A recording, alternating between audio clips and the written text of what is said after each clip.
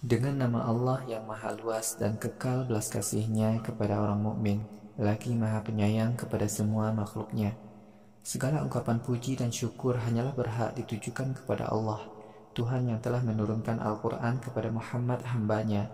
Dalam Al-Quran tidak ada satu ayat pun yang salah. Al-Quran menjadi petunjuk yang benar, agar digunakan oleh Muhammad untuk menyampaikan ancaman siksa yang pedih dari Allah dan menyampaikan kabar pahala surga kepada orang-orang beriman dan beramal soleh. Orang-orang yang beriman dan beramal soleh akan mendapatkan pahala yang baik, yaitu tinggal dalam surga untuk selama-lamanya. Agar Rasul dapat menggunakan Al-Quran ini untuk menyampaikan ancaman kepada orang-orang musyrik yang berkata, Allah mempunyai anak, padahal mereka itu sama sekali tidak tahu sedikit pun tentang keesaan Allah. Nenek moyang mereka dahulu juga berkata seperti itu. Sungguh amat buruk perkataan mereka, bahwa Allah mempunyai anak. Mereka itu hanyalah berkata dusta belaka. Wahai Muhammad, boleh jadi kamu merasa sangat sedih dengan adanya penolakan mereka atas dakwahmu, karena mereka tidak beriman kepada Al-Quran ini. Sungguh segala yang ada di muka bumi ini kami jadikan hiasan bagi bumi. Dengan kesenangan dunia ini kami menguji manusia, siapa di antara mereka yang paling taat kepada Allah. Sungguh permukaan bumi ini kelak akan kami jadikan padang pasir gersang tanpa tumbuh-tumbuhan. Wahai Muhammad, apakah kamu mengira bahwa penghuni gua Kahfi dan batu bertulis itu merupakan salah satu keajaiban kami? Ingatlah ketika beberapa orang pemuda berlindung di gua itu, lalu mereka berdoa, wahai Tuhan kami, tetapkanlah hati kami dalam Islam dan berikanlah jalan keluar kepada kami dalam menyelesaikan urusan kami. Kami tutup telinga mereka supaya dapat tidur nyenyak dalam gua itu beberapa tahun lamanya. Kemudian kami bangunkan mereka untuk menguji mereka yang berselisih. Mana di antara mereka yang lebih mengetahui berapa lama mereka tinggal di dalam gua itu? Wahai Muhammad, kami menceritakan kepadamu kisah pemuda gua Kahfi dengan benar. Sesungguhnya mereka adalah sekelompok pemuda yang beriman kepada Tuhan mereka dan kami tambahkan kekuatan iman kepada mereka. Kami teguhkan hati mereka ketika berkata di hadapan penguasa yang zalim. Mereka berkata, Tuhan kami adalah Tuhan penguasa langit dan bumi. Kami tidak akan menyembah Tuhan-Tuhan selain Allah. Karena kalau kami mengatakan bahwa ada Tuhan selain Allah, berarti kami berkata dusta. Kaum kami telah mengadakan Tuhan-Tuhan selain Allah. Alangkah baiknya kalau mereka dapat memberikan bukti-bukti yang kuat adanya Tuhan-Tuhan selain Allah. Oleh karena itu, siapakah yang lebih zalim daripada orang-orang yang mengadakan Tuhan-Tuhan selain Allah atas nama agama? Wahai pemuda Kahfi, ingatlah ketika kalian meninggalkan kaum kalian dan berhala-berhala yang mereka sembah selain Allah. Lalu kalian berlindung ke gua Kahfi. Tuhan melimpahkan rahmat-Nya kepada kalian dan memudahkan kalian menghadapi rintangan keimanan.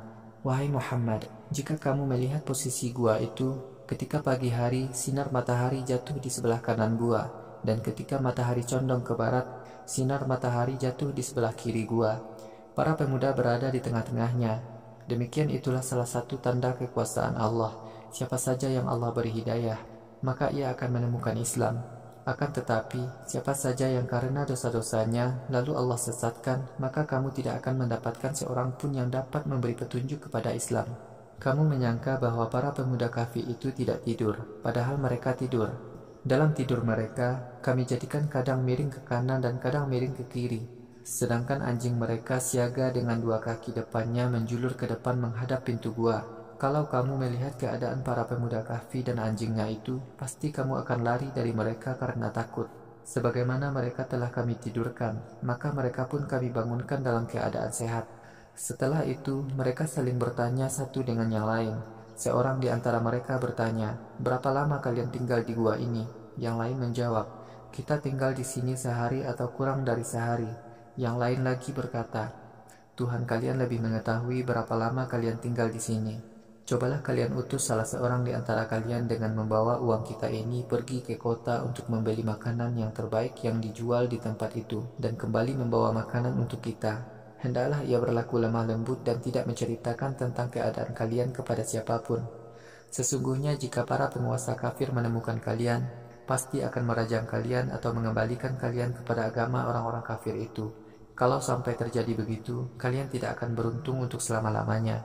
Begitulah kami tampilkan pemuda gua Kahfi itu kepada kaum mereka masa itu, supaya mereka menyadari bahwa janji Allah itu benar. Sungguh kiamat itu pasti terjadi, tidak diragukan lagi. Ketika penduduk negeri para pemuda Kahfi saling membantah tentang kelompok pemuda itu, penduduk negeri itu ada yang berkata, "Dirikanlah tugu peringatan untuk mereka. Tuhan kalian lebih tahu tentang keadaan para pemuda Kahfi itu." Para penduduk yang merasa yakin tentang para pemuda Kahfi berkata, "Kami akan mendirikan masjid di atas gua tempat para pemuda Kahfi bersembunyi." Para penduduk berkata, "Pemuda Kahfi itu 3 orang, yang keempat adalah anjing mereka." Yang lain berkata, "Pemuda Kahfi itu 5 orang, yang keenam adalah anjing mereka." Jumlah yang mereka perkirakan itu semua salah. Dan ada juga yang berkata, "Pemuda Kahfi itu 7 orang, yang kedelapan adalah anjing mereka." "Wahai Muhammad, katakanlah, Tuhanku lebih mengetahui jumlah mereka. Apa yang diketahui para penduduk itu hanyalah sedikit sekali. Wahai Muhammad, karena itu janganlah kamu berdebat dengan orang-orang Yahudi tentang pemuda Kahfi itu, kecuali sekadar menyinggung sedikit saja. Wahai Muhammad, janganlah kamu menanyakan kepada seorang pun dari golongan Yahudi dan Nasrani tentang pemuda Kahfi. Wahai Muhammad, janganlah kamu mengatakan, sungguh besok aku akan melakukan sesuatu. Tetapi yang boleh kamu katakan adalah, insya Allah besok aku akan melakukan sesuatu. Jika kamu lupa akan sesuatu, hendaklah kamu mengingat Tuhanmu dan berdoalah. Semoga Tuhanku memberikan petunjuk kepadaku untuk mendapatkan jalan paling dekat kepada kebenaran dalam urusanku ini." Para pemuda Kahfi itu tinggal di gua 309 tahun. Wahai Muhammad, katakanlah, Allah lebih mengetahui berapa lama pemuda Kahfi tinggal di gua. Hanya Allah lah yang memiliki pengetahuan gaib tentang langit dan bumi. Sungguh Allah Maha mengetahui dan Maha mendengar. Pemuda Kahfi itu tidak mempunyai penolong selain Allah. Tidak seorang pun yang menyertai Allah dalam menetapkan takdirnya. Wahai Muhammad, bacakanlah kepada manusia ayat-ayat Al-Quran yang diwahyukan kepadamu dari Tuhanmu. Tidak akan ada siapapun yang dapat mengganti firman-firmannya. Kamu tidak akan memperoleh perlindungan selain dari Allah. Wahai Muhammad, tabahkanlah dirimu bersama orang-orang yang tekun beribadah kepada Allah baik pagi maupun sore hari, demi mencari keridhoannya.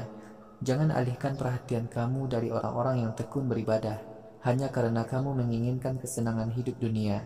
Janganlah kamu taat kepada orang-orang yang lalai mengingat Allah dan mengikuti hawa nafsunya. Usaha mereka itu pasti sia-sia. Wahai Muhammad, katakanlah, Al-Quran itu datang dari Allah, Tuhan kalian. Siapa saja yang mau mempercayainya, silakan ia beriman, dan siapa saja yang tidak mempercayainya, silakan ia kafir.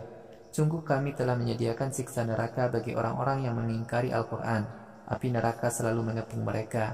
Jika mereka meminta pertolongan, mereka akan diberi minuman yang sangat jelek berupa air mendidih yang justru membakar wajah-wajah mereka. Neraka adalah tempat istirahat yang sangat buruk. Sungguh, pahala bagi orang-orang yang beriman dan beramal soleh tidak akan kami sia-siakan. Orang-orang yang beriman dan beramal soleh mendapatkan surga adnin. Di bawah surga mengalir sungai-sungai. Surga itu dihiasi bantal-bantal dari emas. Mereka memakai pakaian hijau dari beludru dan sutra. Mereka duduk bersandar di atas kursi-kursi megah. Surga adnin adalah sebaik-baik ganjaran dan tempat tinggal yang sangat nyaman. Wahai Muhammad, sampaikanlah perumpamaan 2 orang laki-laki kepada orang-orang kafir. Salah seorang dari 2 laki-laki itu kami karuniai 2 kebun anggur. Kebun anggur itu dikelilingi oleh pohon-pohon kurma dan di tengahnya ada ladang. Kedua kebun itu menghasilkan buah yang tidak pernah berkurang sedikit pun. Di tengah kebun itu kami pancarkan sebuah mata air yang mengairi parit-parit kebun. Laki-laki itu juga mempunyai harta lain. Ketika ia bincang-bincang dengan sahabatnya, ia berkata, "Aku lebih banyak harta daripada kamu. Aku lebih perkasa daripada kamu, karena aku punya banyak anak." Laki-laki itu mendatangi kebunnya dengan sikap sombong. Ia berkata, "Aku kira selamanya kebun ini tidak akan rusak. Aku kira kiamat tidak akan terjadi. Kalau aku mati, niscaya aku akan mendapatkan tempat tinggal yang lebih baik daripada kebunku ini." Sahabatnya menjawab, "Apakah kamu tidak percaya kepada Tuhanmu yang menciptakan kamu dari tanah, kemudian dari setetes air mani, kemudian menjadikan kamu sebagai seorang manusia yang sempurna? Bagiku, Allah adalah Tuhanku. Aku tidak menyekutukan Tuhanku dengan siapapun. Alangkah baiknya sekiranya ketika kamu memasuki kebunmu, kamu berkata, Masya Allah. Sungguh Allah itu mengagumkan, tidak ada daya dan tidak ada pertolongan kecuali dari Allah. Jika kamu melihat hartaku dan anakku lebih sedikit daripada yang kamu miliki, mudah-mudahan Tuhanku kelak di akhirat akan memberikan pahala kepadaku yang lebih baik daripada kebunmu. Allah akan menurunkan azab ke kebunmu dari langit, sehingga kebunmu menjadi ladang yang gersang. atau mata airnya mengering, sehingga kamu tidak akan sanggup lagi mengairi kebunmu itu. Buah-buahan di kebunnya disambar petir hingga musnah. Jadilah dia termangu-mangu karena mengingat biaya yang telah dia keluarkan untuk kebun itu. Dan ternyata di kebunnya hanya tinggal batang-batang pohon yang kering.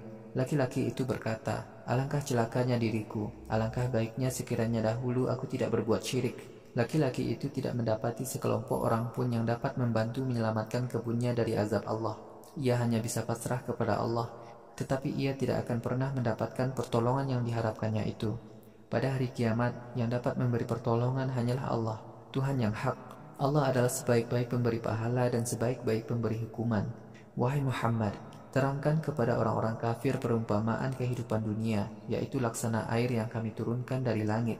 Lalu dengan air itu tumbuh-tumbuhan di atas bumi menjadi subur. Kemudian tumbuh-tumbuhan berubah menjadi kering karena hembusan angin. Allah adalah Tuhan yang berkuasa menetapkan kadar ukuran segala sesuatu. Harta dan anak hanyalah perhiasan kehidupan dunia. Melakukan amal soleh akan mendapatkan pahala besar di sisi Tuhanmu dan lebih dapat diharapkan kebaikannya.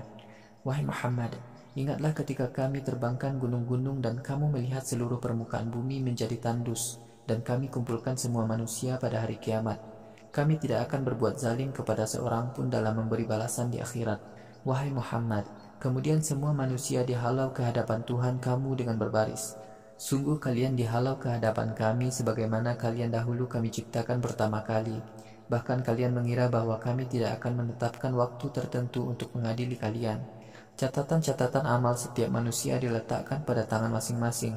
Kemudian kamu melihat orang-orang yang berbuat dosa mengiba-iba meminta pengampunan atas dosa-dosa yang tertulis di catatan itu. Orang-orang yang berdosa berkata, "Aduhai celakanya kami, mengapa catatan amalku jadi buruk begini? Tidak ada sedikit pun yang tertinggal dalam catatan ini, baik dosa kecil maupun dosa besar. Semuanya tercatat dengan teliti. Semua manusia mendapatkan catatan semua amal yang telah mereka perbuat di dunia. Tuhanmu tidak akan berbuat zalim sedikit pun kepada manusia dalam mencatat amalnya." Wahai Muhammad, ingatlah ketika kami berfirman kepada para malaikat dan jin, "Sujudlah kalian kepada Adam." Para malaikat itu pun semua bersujud. Iblis dari golongan jin ternyata enggan. Iblis termasuk golongan jin, namun ia durhaka terhadap perintah Tuhannya. Apakah kalian akan menjadikan iblis dan anak keturunannya sebagai panutan selain Allah? Padahal iblis dan anak keturunannya adalah musuh kalian. Sungguh sangat buruk sikap orang-orang kafir yang menukar ketaatan kepada Allah dengan ketaatan kepada iblis. Allah berfirman, "Iblis dan keturunannya tidak pernah aku jadikan saksi ketika aku menciptakan langit, bumi dan diri mereka. Aku pun tidak menjadikan golongan yang menyesatkan itu menjadi penolongku." Pada hari kiamat, Allah berfirman kepada orang-orang musyrik, "Panggillah sesembahan-sesembahan kalian yang selama ini kalian anggap sebagai sekutuku." Kemudian orang-orang musyrik itu memanggil Tuhan-Tuhan mereka, namun Tuhan-Tuhan itu tidak menjawabnya. Dalam neraka kami azab mereka bersama dengan Tuhan-Tuhan mereka. Wahai Muhammad, ingatlah ketika orang-orang yang berbuat dosa itu melihat neraka. Mereka yakin akan jatuh ke dalamnya, dan mereka tidak mendapatkan seorang pun yang bisa menyelamatkan mereka dari siksa neraka. Sungguh kami telah menjelaskan dalam Al-Quran ini segala macam perumpamaan kepada manusia. Sesungguhnya manusia itu sangat suka membantah. Ketika datang Al-Quran kepada manusia, yang merintangi mereka untuk beriman dan memohon ampunan kepada Tuhan mereka hanyalah karena mereka minta disegerakan turunnya azab seperti yang terjadi pada kaum yang lalu. Kami mengutus para rasul hanyalah untuk menyampaikan kabar gembira dan ancaman. Akan tetapi, orang-orang kafir senantiasa membantah kebenaran kabar gembira dan ancaman dengan cara-cara penuh manipulasi untuk menghancurkan kebenaran. Orang-orang kafir selalu memperolok-olok ayat-ayatku dan semua peringatan-peringatanku kepada mereka. Siapakah yang lebih zalim daripada orang-orang yang suka menentang ayat-ayat Al-Quran yang disampaikan kepada mereka dan lupa atas dosa-dosa yang telah mereka lakukan? Karena dosa-dosa mereka, kami tutup hati dan telinga mereka, sehingga mereka tidak dapat memahami Al-Quran. Wahai Muhammad, jika kamu ajak mereka kepada Islam, maka mereka tidak akan mau menerimanya untuk selama-lamanya. Sekiranya Tuhanmu yang Maha Pengampun dan Pemberi Rahmat mau menghukum mereka karena dosa-dosa mereka, niscaya Dia gerakkan azab itu kepada mereka. Akan tetapi, untuk menurunkan azab kepada mereka sudah tertentu waktunya. Ketika itu mereka tidak akan mendapatkan penolong selain Allah. Wahai Muhammad, perhatikanlah negeri-negeri yang telah kami binasakan penduduknya karena mereka mendustakan ajaran Rasul Allah. Kami telah menetapkan waktunya untuk membinasakan mereka. Ingatlah ketika Musa berkata kepada pelayannya, "Aku akan terus berjalan sampai ke muara sungai, atau aku menempuh jalan yang jauh beberapa lama." Tatkala Musa dan pelayannya sampai ke muara sungai itu, ternyata ikan bekal makannya tertinggal karena lupa. Ikan itu masuk kembali ke laut. Tatkala Musa dan pelayannya telah melewati muara sungai, Musa berkata kepada pelayannya, "Bawalah kemari makanan kita. Sesungguhnya kita telah merasakan letih dalam perjalanan ini." Pelayan itu berkata, "Apa pendapatmu setelah kita sampai ke padang pasir ini? Ternyata aku lupa membawa ikan itu, karena setan telah membuatku lupa, sehingga aku tidak ingat. Mungkin ikan itu sudah kembali ke laut." Musa berkata, "Yang demikian tidak pernah kita harapkan." Keduanya pun kembali menelusuri jejaknya dengan teliti. Lalu keduanya mendapati salah seorang hamba kami yang telah kami karuniai rahmat dan kami ajarkan kepadanya kecakapan tanpa belajar. Musa berkata kepada hamba soleh itu, "Maukah kamu menerima aku menjadi muridmu agar kamu dapat mengajarkan kepadaku kebenaran yang telah Allah ajarkan kepadamu?" Hamba soleh itu menjawab, "Sungguh kamu tidak akan mampu bersabar bersamaku. Bagaimana kamu akan dapat bersabar padahal kamu sama sekali belum mempunyai pengalaman?" Musa berkata, "Insya Allah kamu akan mendapati diriku sebagai orang yang sabar dan aku tidak akan menyalahi perintahmu." Hamba soleh itu berkata, "Jika kamu mengikuti aku, janganlah kamu bertanya apapun sampai aku berikan penjelasan kepadamu sejelas-jelasnya." Musa dan hamba soleh itu pergi. Ketika keduanya menaiki sebuah perahu, hamba soleh itu melubangi perahu itu. Musa bertanya, "Mengapa kamu lubangi perahu ini sehingga para penumpangnya akan tenggelam? Sungguh kamu telah melakukan sesuatu yang tercela." Hamba soleh itu berkata, "Bukankah sudah aku katakan kepadamu bahwa kamu tidak akan sanggup bersabar mengikuti aku?" Musa berkata, "Aku lupa dengan janjiku. Karena itu kamu jangan hukum aku dan jangan pula membuat urusanku menjadi sulit." Musa dan hamba soleh itu pun pergi meneruskan perjalanan. Ketika keduanya bertemu dengan seorang anak laki-laki, hamba soleh itu membunuhnya. Musa pun bertanya, "Apakah engkau membunuh seorang anak manusia yang masih bersih padahal anak itu tidak berbuat salah? Sungguh kamu telah melakukan suatu perbuatan yang tidak dapat diterima akal." Hamba soleh itu berkata, "Bukankah aku telah berkata kepadamu bahwa kamu tidak akan sanggup bersabar bersamaku?" Musa berkata, "Setelah ini, jika aku bertanya lagi, kamu tidak perlu menemani aku lagi. Kamu telah cukup memberikan maaf kepadaku." Musa dan hamba soleh pun pergi lagi. Ketika keduanya sampai di sebuah negeri, keduanya meminta makan kepada penduduk negeri itu. Akan tetapi, penduduk negeri itu enggan untuk menjamu. Keduanya melihat pagar halaman sebuah rumah di negeri itu yang miring hampir roboh. Hamba soleh pun menegakkan kembali pagar itu. Musa berkata, "Kalau kamu mau, kamu dapat meminta upah dari pekerjaan ini." Hamba soleh itu berkata, "Inilah saatnya aku dan kamu berpisah. Aku akan menjelaskan kepadamu makna dari tindakan-tindakan yang kamu tidak sanggup bersabar untuk menanti penjelasannya." Tentang kasus perahu, perahu itu milik orang-orang miskin yang mereka pakai bekerja di laut. Aku ingin menjadikan perahu itu cacat, karena di negeri mereka ada seorang raja yang suka merampas setiap perahu yang baik. Tentang kasus anak laki-laki kecil itu, ibu bapaknya adalah orang mukmin. Kami sangat khawatir ibu bapaknya akan menjadi orang yang durhaka dan kafir kepada Allah karena mengikuti kemauan anaknya yang durhaka kepada Allah. Oleh karena itu, kami ingin Allah menggantikan dengan anak lain yang saleh untuk ibu bapaknya dan yang lebih memiliki kasih sayang kepada keduanya. Tentang kasus pagar halaman sebuah rumah, rumah itu adalah milik dua anak laki-laki yatim di negeri itu. Di bawah pagar rumah itu ada harta simpanan berharga milik kedua anak itu. Dahulu ibu bapaknya adalah orang-orang saleh.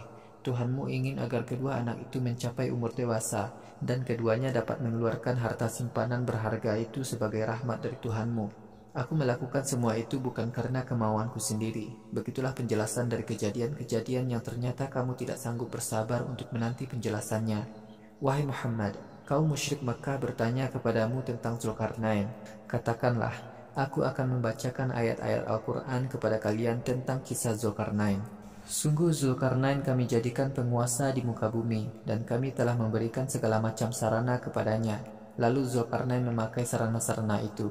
Ketika Zulkarnain memasuki negeri di sebelah barat, ia menemukan mata air di tanah yang hitam. Di negeri itu Zulkarnain menemukan suatu kaum. Lalu Allah berfirman, "Wahai Zulkarnain, kamu boleh menyiksa penduduk negeri itu, atau kamu berbuat baik kepada mereka." Zulkarnain berkata, "Orang yang berbuat zalim akan kami hukum. Kemudian di akhirat terserah kepada Allah. Allah akan mengazabnya dengan azab yang sangat pedih." Adapun orang yang beriman dan beramal saleh, ia akan mendapatkan pahala yang baik. Kami akan memperlakukannya dengan perlakuan yang menyenangkan. Kemudian Zulkarnain melanjutkan perjalanan ke tempat-tempat lain. Ketika Zulkarnain memasuki negeri di sebelah timur, di negeri itu ia mendapati suatu kaum yang tinggal di padang pasir yang sangat luas. Demikianlah, kami maha mengetahui perbuatan-perbuatan yang dilakukan oleh Zulkarnain. Kemudian Zulkarnain meneruskan perjalanannya. Ketika Zulkarnain sampai di daerah yang terletak antara dua bukit, di tempat itu ia mendapati suatu kaum yang bahasa mereka hampir-hampir tidak dimengerti oleh Zulkarnain. Kaum itu berkata kepada Zulkarnain, "Wahai Zulkarnain, sesungguhnya Ya'juj dan Ma'juj telah berbuat kerusakan di negeri ini. Apakah kalau kamu membuatkan tembok pembatas antara kami dengan Ya'juj dan Ma'juj, kami perlu memberikan upah kepadamu?" Zulkarnain berkata, "Apa yang Tuhanku telah karuniakan kepadaku jauh lebih baik. Oleh karena itu, kalian harus menolong aku dengan kekuatan yang ada pada kalian. Aku akan membuatkan benteng perlindungan yang menghalangi Ya'juj dan Ma'juj masuk ke negeri kalian. Bawalah kepadaku potongan-potongan besi." Tatkala Zulkarnain memasang potongan-potongan besi itu setinggi bukit, ia berkata, "Nyalakanlah api tungkunya, letakkanlah potongan-potongan besi lain di atas tungku itu." Tatkala besi-besi itu telah meleleh, ia berkata, "Bawalah lelehan besi itu kepadaku, agar dengan lelehan besi itu aku dapat merekatkan pagar besi ini." Dengan demikian, musuh mereka, Ya'juj dan Ma'juj tidak sanggup mendaki benteng itu, dan mereka tidak pula sanggup menembusnya. Zulkarnain berkata, "Benteng perlindungan ini adalah rahmat dari Tuhanku. Oleh karena itu, jika kiamat yang dijanjikan Tuhanku datang, bumi ini akan hancur berkeping-keping. Janji Tuhanku itu pasti benar." Ketika menjelang hari kiamat kelak, sebagian manusia yang kami biarkan tinggal dalam benteng diterobos oleh Ya'juj dan Ma'juj dari luar benteng. Lalu mereka berbaur. Ketika trompet tanda hari kiamat ditiup, kami kumpulkan semua manusia menjadi satu untuk menghadapi perhitungan amal. Pada hari kiamat, kami perlihatkan neraka jahanam dengan jelas kepada orang-orang kafir, yaitu orang-orang yang menutup mata hati mereka untuk memahami tanda-tanda kekuasaanku dan tidak mau mendengarkan kebenaran hujah Rasulku. Karena itu, apakah orang-orang kafir menyangka bahwa mereka dapat menjadikan hamba-hambaku sebagai pelindung selain aku? Sesungguhnya telah kami siapkan neraka jahanam untuk tempat tinggal bagi orang-orang kafir. Wahai Muhammad, katakanlah, apakah kami belum menjelaskan kepada kalian tentang orang-orang yang paling rugi usahanya? Orang-orang yang paling rugi usahanya adalah orang-orang yang selama hidup di dunia melakukan perbuatan sesat, tetapi mereka mengira bahwa yang dia lakukan itu perbuatan benar. Mereka itu adalah orang-orang yang kafir kepada ayat-ayat Tuhan mereka dan tidak meyakini hari pertemuan mereka dengan Tuhannya. Oleh karena itu, sia-sialah semua amal mereka, dan pada hari kiamat kelak kami tidak akan menyelamatkan mereka dari azab. Neraka jahanamlah balasan bagi orang-orang kafir karena kekafiran mereka, dan mereka telah menjadikan ayat-ayatku serta para rasulku sebagai sasaran ejekan. Sesungguhnya orang-orang yang beriman dan beramal saleh, tempat tinggal mereka adalah surga-surga Firdaus. Mereka kekal di dalamnya, mereka tidak lagi ingin keluar dari surga-surga itu. Wahai Muhammad, katakanlah, sekiranya laut menjadi tinta untuk menuliskan ayat-ayat Tuhanku, niscaya air laut itu habis sebelum semua ayat-ayatku tertulis, sekalipun kami tambahkan tinta sebanyak itu lagi. Wahai Muhammad, katakanlah, aku hanyalah seorang manusia seperti kalian. Aku diberi wahyu. Sesungguhnya Tuhan kalian hanyalah Tuhan yang Maha Esa. Siapa saja yang mengharapkan kegembiraan bertemu dengan Tuhannya, hendaklah dia beramal soleh dan tidak menyekutukan Tuhannya dengan siapapun dalam beribadah kepadanya.